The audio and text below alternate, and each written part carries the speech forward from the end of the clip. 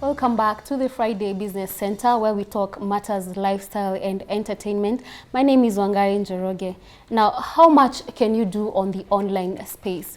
Now, if you're going to interrupt people on the internet, you've got to give them a good reason to watch and listen to you. Digital marketing has become a big platform for sale of product, craft and content to diverse audiences. But just how big are we talking about? We'll be talking to our expert, a digital marketer and a data scientist, Afro-digital marketer Njaramba Wanjau, in a moment to discuss social trends to look out for in 2022, influencer marketing and advertising of craft online. Just to mention but a few. But first, here is a few digital stats that you need to know.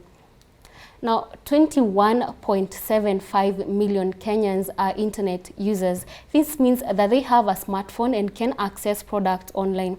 While at it, we can see what platforms are mostly used in the country. And ranking at the top is Facebook with 58.78%, followed by Twitter at 22.92%. Instagram holds the third position at 5.14%, and YouTube comes fourth with 4.46%. Stat number 2, each Kenyan spends an average of 4 hours online, and out of the 21.75 million internet users I'd mentioned before, 15.2 million actually buy product online. And the chain goes on because out of those shoppers, each of them spends an average of 3,000 shillings online. I can only imagine what a big number that is. Now, Njaramba, welcome to the show. Thank you for having me. And maybe we can start by analyzing the statistics, yeah? It's a very big number, and there's TikTok that is upcoming and I haven't mentioned there. Maybe you can tell us, is that the outlook, or that's how the digital space looks like, or there is more to it than that? Yeah, I think we have really good numbers, but I think with digital, things have been growing at an unprecedented rate. So as you mentioned, TikTok, when I joined Safaricom, TikTok had about 600,000 users. Okay. Now I think it has more than 7 million users. That means that it's growing at a very fast-paced rate. Okay. Yeah, so it's actually good to see the growth in the industry. Yeah. Then maybe is it on the same level as YouTube, or has it already gone fast? No, I think YouTube, I can compare YouTube with some TV stations, because YouTube has both video, sound, and motion, right? Yeah. So I think with YouTube, it has a wider reach than compared to your TVs and radios. Yeah, and I think it provides a unique experience, because that's where you're able to discover brands, discover products, discover things that you like, the music that you like. Yeah, so it's also like a search engine, if you think about it. Yeah. All right, and today we are discussing about digital advertising and marketing. Maybe what do we mean when we talk about marketing craft or content online? Okay, so digital marketing, I think in a nutshell, is just doing stuff on the internet. Whether it's you're selling a product, whether it's promoting your brand, so long as it has an online touch point, you're doing some form of digital marketing. Yeah, and with digital marketing, I think you can compare it with, I call it online marketing. So there's online and offline marketing. So online is where you do things on the internet, and offline is where you have the more traditional approaches like TV, radio, your out-of-home advertising. Okay. Yeah. And why should I, as an artist or as a craft maker, as a product maker, go for digital marketing compared to the traditional offline marketing? Yeah, I think the first thing that I'll just say out there, like it has lower costs, right? Yeah. So it's way cheaper than doing, for example, like a radio interview. The second thing, it has wider reach. I think digital has the most reach. If you want to reach out to your customers or new people for your business. And then also I think it has, like it levels the playing field, yeah? Yeah, I think with digital, it sort of like enables the normal mwananchi to sort of like compete in the same auction with say a big brand, as an example. And I, as maybe have my own products, Yeah. maybe I can use like cosmetics or maybe a makeup product that I want to market online. Do I have to have the skill, or do I have to reach out to a digital marketer like yourself, or can I do that on my own because I have access to internet? Yeah, I think it really depends on the individual, because first of all, you can learn the skills of being a good digital marketer. Okay. But I think my best advice would be choose one vertical and stick to the vertical, because you can't do everything. Yeah. You can't do every single thing, because there's content people, there's marketing, advertising people, there's the product people. So you need to concentrate or sort of like do one or two things. It's very hard for you to do every single thing. Okay. So that's why you need a team. Right. Yeah. But it has to be a team of skilled people, or Yes, with specific skills. Yeah. all right. Like a team with a team that has specific skills. For example, you need someone who's really good with content creation. You need someone who has who is really good with strategy. First of all, someone who would formulate the strategy, the marketing plan, what are the objectives. Yeah, so you really need different skills for you to be really successful. Okay. Yeah. And I see when I go to YouTube, there are ads that play, and I believe that is part of digital or online marketing, right? Yeah. But again, I find myself just skipping it because it's not interesting. I can't watch to the end. Maybe you can highlight to me some mistakes that marketers do online that make things really uninteresting. I don't want to watch that to the end. I don't want to see your product on my timeline. What mistakes are digital marketers doing? Yeah, I think it can be really intrusive and sometimes really boring. Yeah. I think a good digital marketer, first of all, has to have a very good strategy. The strategy really needs to have clear KPIs and measurement plans. And the point is you really need to find the target audience that you want to speak to, and you want to convert them or create that relationship with them. So if I see an ad that is not relating to me, of course, I'll be like, why am I being targeted? True, yeah. So I think also marketers need to have sharper targeting. And also for consumers, they also they can do certain things to protect themselves from intrusive advertising. Yeah. Right. And you're talking of strategy, right? Yeah. I believe there are different types of digital marketing. You can't just use the same type for different products, for different crafts, for a person as an individual. Maybe you can tell me about the different types of strategies or types of digital marketing? Okay.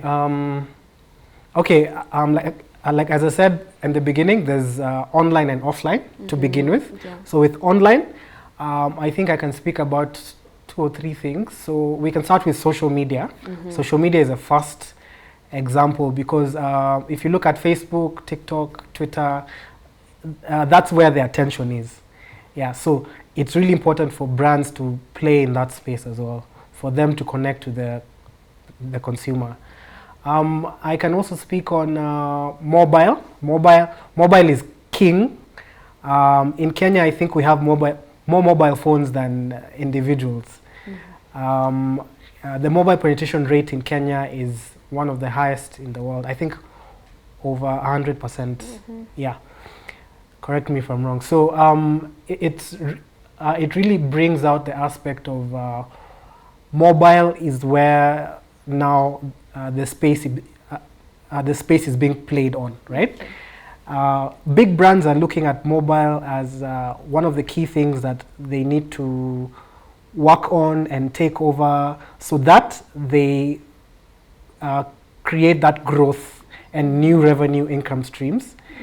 Mobile apps, to be specific, are really key in having consumers just spend more time with your brand, even convert and create revenue out of it. So mobile is king. Yeah. All right. Now let's talk about corporate clients. Yeah. There are people who are trying to really grow their brands out there. Maybe you can take us through the process. If I approach you as a client, I want to grow Wangari as a big name. Maybe when someone types Wangari, it automatically brings my second name. I appear first, like my name is ranking first on search appearances. How do I do that? Or what's the process of digital marketing you to a client to make them appear first in searches, or to make them to grow their name? Okay. So so first of all, I think it goes back to what I said earlier, the strategy. Okay. The strategy really has to be on point. So with the strategy, you'll be able to outline your target audience, even the tone of voice that you'll be able to speak as a brand. I think for businesses, it really depends on the type of businesses, but what I can speak on is my agency experience. Whereby, first of all, you have to meet the client's needs. So the first stage is to have a briefing sessions whereby you're deep diving into the client's needs, trying to see what they're trying to accomplish, whether it's revenue or just brand awareness. It can be anything that they're trying to. Yeah. So, and then you come back and think about it with your team. Of course, you have your creative team, you have your copywriters, you have everyone, so you need to put everyone in a room and brainstorm on that brief. So once you get that brief ready, and then you present back to the client as with your own recommendations. Say you'll have maybe you'll recommend this is how you should talk online, this is how you should look and feel. Basically, we want to outline what the consumer would see, think, and do once they see you online. So once you have that checked out, is when now you can now maybe start creating content. You'll start doing production. You'll need collateral, especially digital collateral, like creatives, videos. Videos really do work because videos is where you can explain a lot in 2 or 3 seconds. And then you'll be able to recommend the channels and how much each channel can get.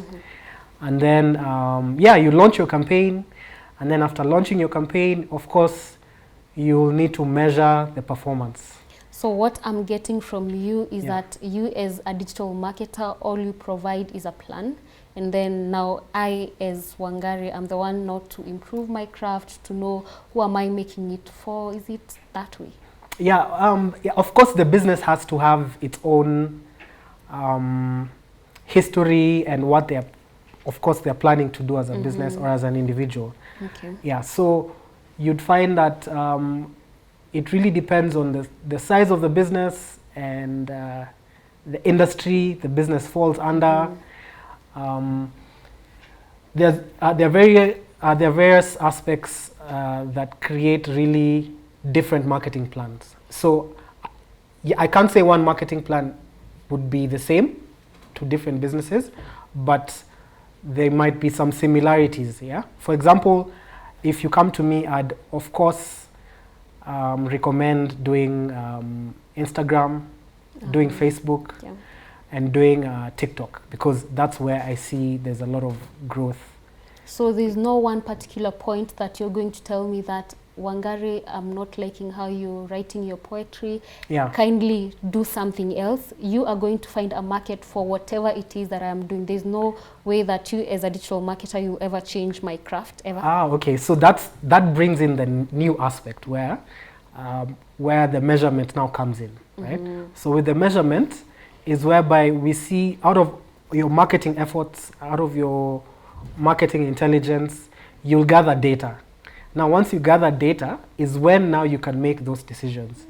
And we'll be able to recommend maybe do this or use a certain keyword.